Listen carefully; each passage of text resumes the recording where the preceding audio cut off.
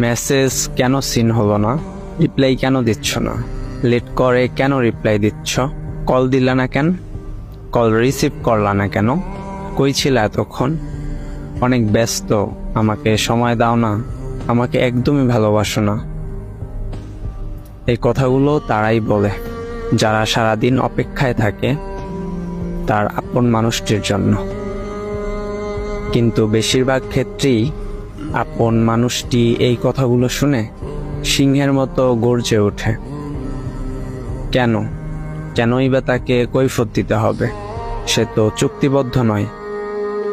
কিন্তু সেই আপনজনই জানতে পারে না কেন এত এত মানুষ থাকতে তার জন্য সে ছটফট করে।